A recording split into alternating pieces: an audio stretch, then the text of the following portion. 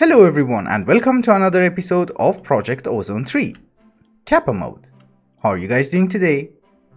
How's life? Last episode we almost managed to finish with the Twilight Forest, and the reason that we had to go to the Twilight Forest was that we can get into Lordcraft and get into Botania and get into mystical agriculture. The problem is, in order to progress into Lordcraft, we're going to need to do a lot of research and we're going to need a lot of inscription tiles. Unfortunately, that requires ironwood. And that requires roots, and we get them from the Twilight Forest, and we need hundreds of them, so I'm screwed. So what we're going to try and do is that we're going to see if our digital miner can harvest roots, because otherwise it's going to be a challenge. We go to item stack and see if you can find roots. It seems you can.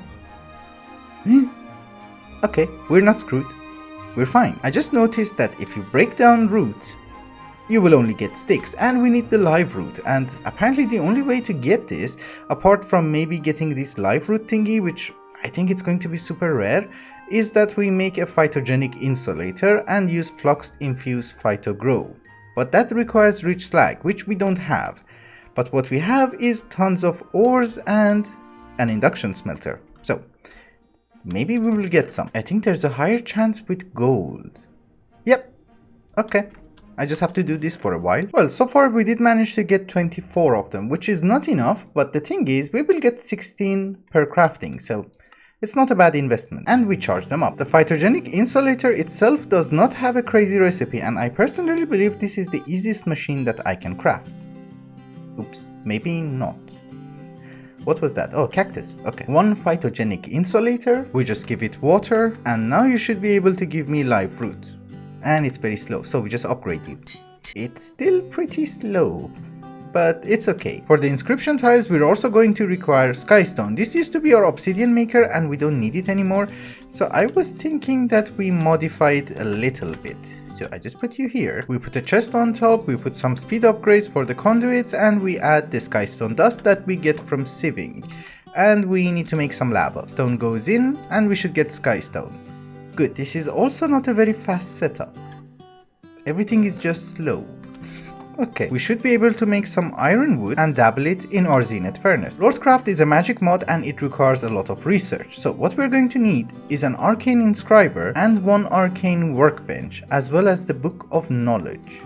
So let's make 2 of you and then try to make an arcane workbench, which requires a mana infused dust. And we should be able to craft it, right? Yeah. We're running out of these. It's fine. Funny enough, none of them were a quest. Oh, I need 2 of these. Oh, okay. That's fine. Yes, now it worked. I don't quite remember how the research thingy works, so we're going to start with the water crystals. And it's going to require A. And A is this one. So I just have to do this.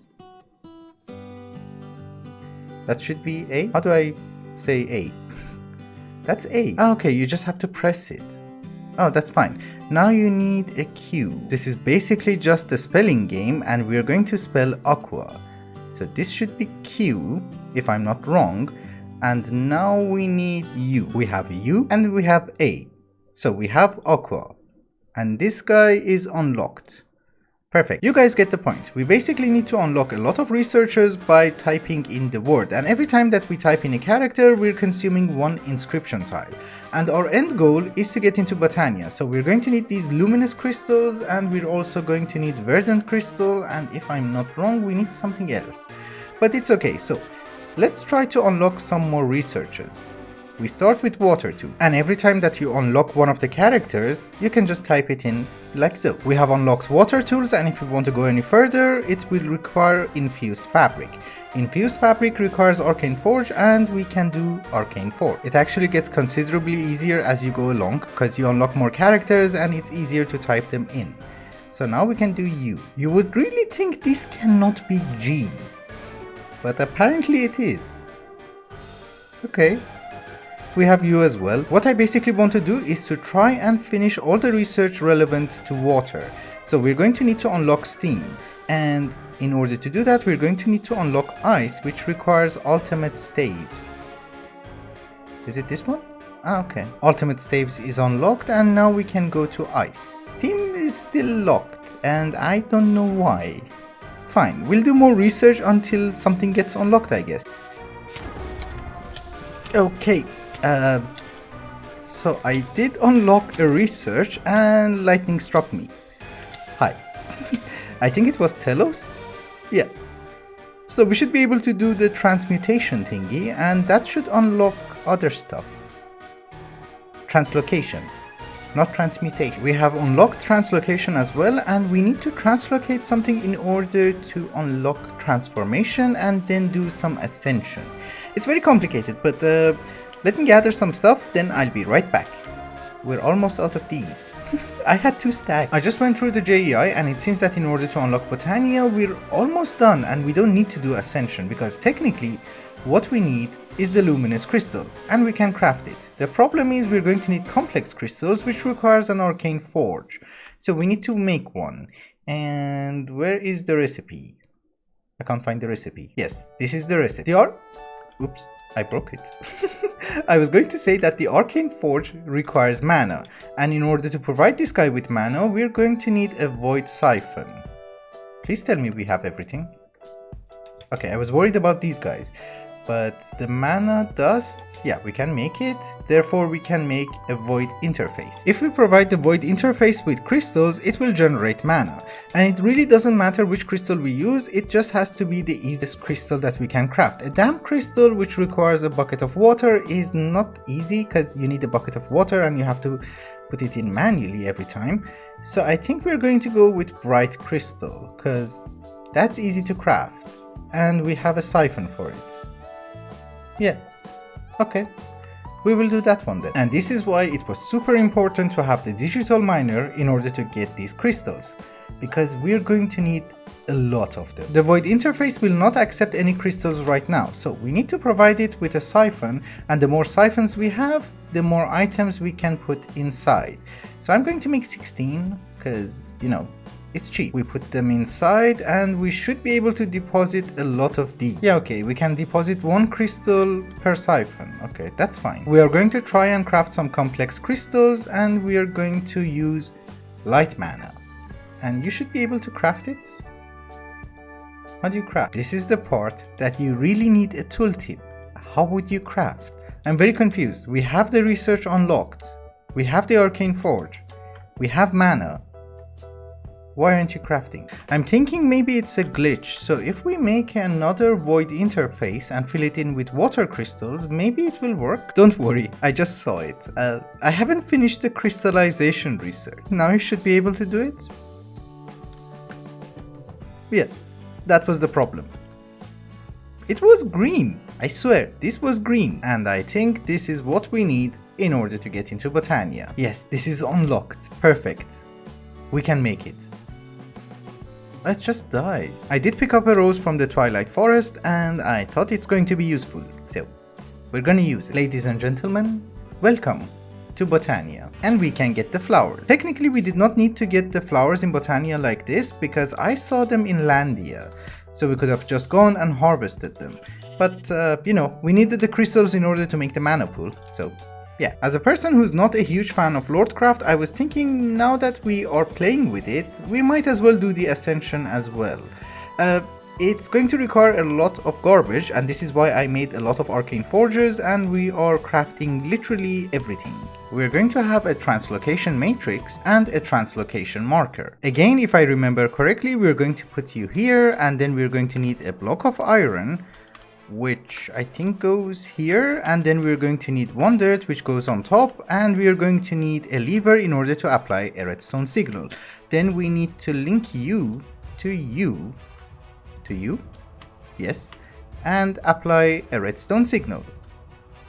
Haha, we have it. And this should unlock the ascension matrix, which is not the easiest thing to craft. Oh my goodness. Okay, I have to do a bunch more research. The book says if I have imbued inscription tiles, which I just made, I should be able to just auto-complete a research. Oh, that's nice. That's really nice. It's expensive, but nice. So we have unlocked literally every single research. Good. Heavy crystal, obscure crystal, scorching, and I think hovering. Yes, that was it. So we can just ascend to the skies and meet the gods. I personally don't remember how it works. We just had to stand here, right click. Oh yeah, okay, that was it. We have arrived. Basically what I have to do is to talk with the gods and do their chores. But I think for the void crystal, we just had to visit this dimension and it should be done. Let's talk to one of the gods, just in case. Hello. Greetings, I'm pleased to meet you. I'm Aqua Overlord. Do you wish to hear my plans? No. Oh yeah, that was it. Okay. We needed to talk. So now if I'm not wrong, we should be able to do void power. Perfect. We are running extremely low on resources, and the only thing that I want to check is that if I make the void crystal, will it unlock anything? That's it. By the way, I made the translocation marker by mistake. We needed a void eye so that we can mix it with a diamond thingy and get the void crystal. So what do you do? I give you 5 RAKs, you give me one of those. That's not worth it. That's really bad. Why would you do that? We did all of that in order to get into Botania. So let us start. I need crystals. I came to the Twilight Forest to change the location of our digital miner because we were out of crystals. Completely. Oh good, we have more. For the Petal Apothecary itself, we are going to need 2 bright crystals, and I'm going to just make extra, and 2 dense crystals. And then we need to convert it into verdant crystals. Finally, a Petal Apothecary. Nice. I don't think the rest of Botania has changed dramatically, so what we're going to do is to just make a pure daisy. Actually, we're going to make 2 of them so that we can get some living rock. Yeah, so far everything works very normal. Good. We have our living rock, we have our living wood, and we have an endoflame. We are getting black lotus from our mob farm, so we just need a teeny tiny bit of mana in our mana pool so that we can operate a runic altar. And we need the runic altar in order to make all the seeds from mystical agriculture. The good ones. The garbage ones, it's just normal crafting. Oh my goodness, what the hell? We have everything, but you know, well, we have everything in our mob farm. We have almost 4,500 black lotus. That's a lot. The entire reason that we had to go through Botania is because that if we want to get into mystical agriculture, which is something that we absolutely have to do, the normal seeds are okay. So for instance, if we want to make, I don't know, wood, yeah, that's just normal crafting. But if you go higher tiers to tier 3, which are the good seeds like redstone, we're going to need a runic altar. So that's why. But getting into mystical agriculture is not something that we can do this episode, because the problem is we get a lot of Inferium Essence, right? But when we want to convert them into the higher tier ones, we're going to need a lot of these, and it gets worse. So we're going to need a huge infrastructure, and we're going to work on that this episode as much as we can. I think it's in everybody's best interest that I don't focus too much on Lordcraft because it will get incredibly boring. So let's focus on another boring subject, which is the enriched alloy. This is the most painful thing to make in this mod pack, in my personal opinion, because you don't need 10 or 50 or 100 of them, not even 1000. You need them in the tens of thousands. And for each of them, you're going to need a capacitor from Pneumatic Craft, which requires 2 melodic capacitors, 4 crystalline capacitors, 8 energized capacitors, 16 energenic silver capacitors, 32 silver capacitors, and 64 grainy capacitors. And these are all the ingredients. So welcome to our capacitor factory. It's a work in progress, so don't mind the decorations and you know the torches and everything. I will fix them later on, but inside we have 6 sets of empowerers. 4 of them will be dedicated in making the energenic silver capacitor, 1 of them is dedicated in making the energized capacitor, and the last one is dedicated to making the crystalline capacitor. And I have item filters, power and everything goes through 1 chest. The idea with the factory is that once we get into auto crafting, we would be able to set a pattern in order to make all the capacitors, because we only need like 6 or 7 ingredients in order to craft them, so making a pattern is not that difficult. For the empower section, the rest is just normal crafting and so on. But let's see this guy in action. You see, they will work in sequence, and at the end of the day we will get crystalline capacitors. I personally think that is going to save a lot of time. Yeah, we need to do some quality of life improvements, and at first I thought this machine area is going to be enough, but unfortunately it's not. So we need to do some stuff. So let's try to do it together. First things first, we're going to start making a quantum entangloporter. We had a spawner for Enderman. Nice. I didn't know you can get that. For a quantum entangloporter, we're going to need ender crystals, and that requires an enderman. Therefore, I made a spawner for endermen, and we're going to capture them in a soul vial. It's very slow, but it's fine. Someone was also telling me, why don't you upgrade your mechanism factories? And do you know how expensive they are? Do you? It's incredibly expensive. We're going to need 8 of these warp stones again, and we have them. We should be able to make 2 teleportation cores, and if I'm not wrong with my calculations, we should be able to make 2 quantum entangloporters. Yes. And we can just take you, and we set him up in the deep dark, and we get tons of ores. Very good. And while we're here, I might as well remove some of these, because we're getting too many. Okay.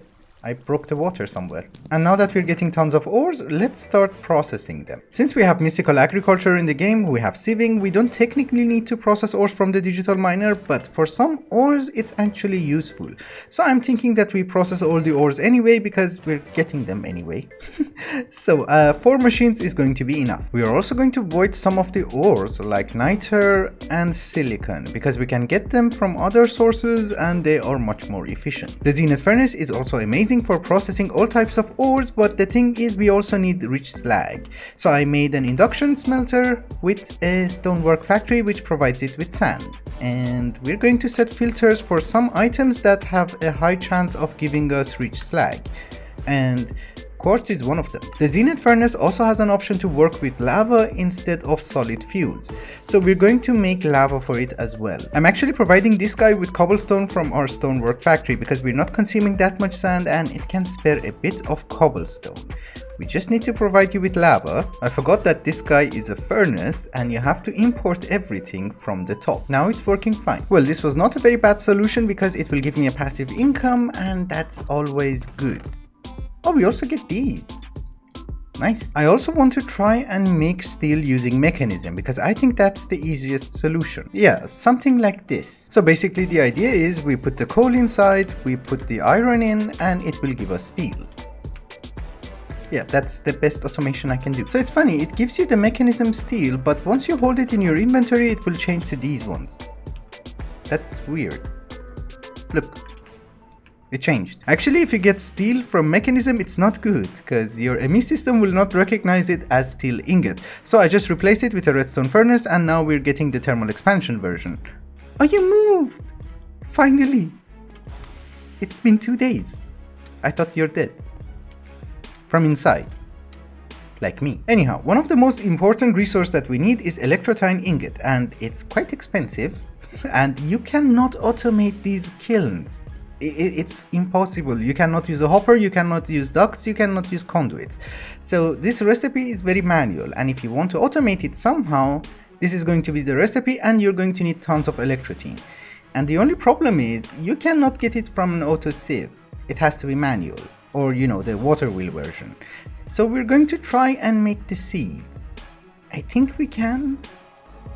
These are expensive. And the thing is we only need like 1 seed, so it doesn't really matter because we have Agricraft and we can upgrade it later on.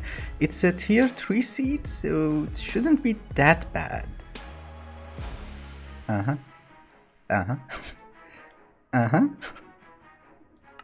And we don't have it. Okay, let's just get a bunch of mana diamonds, which is also a quest. Base essence ingot requires platinum.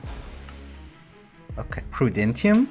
And we're out of Prisken. Okay, so we're gonna have to take you again and put you in Landia. That looks weird.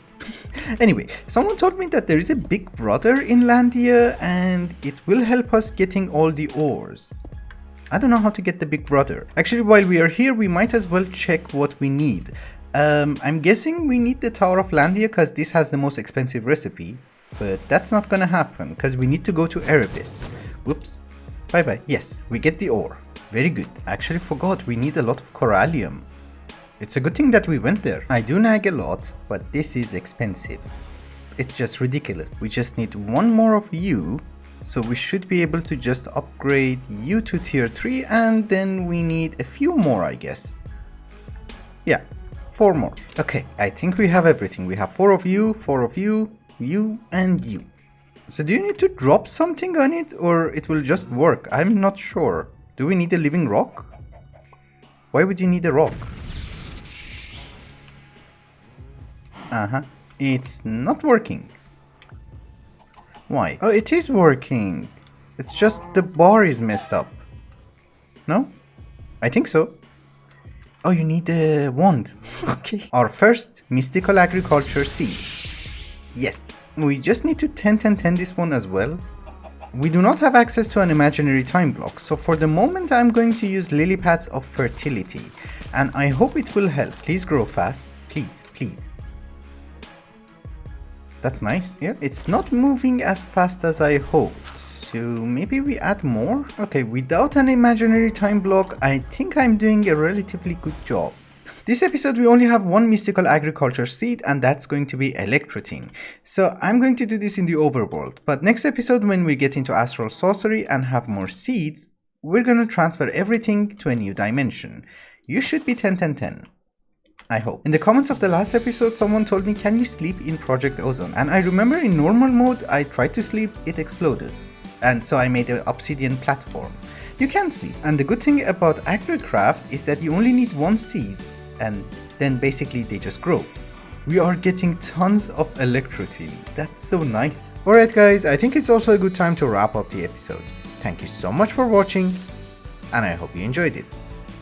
Till the next one. Bye bye.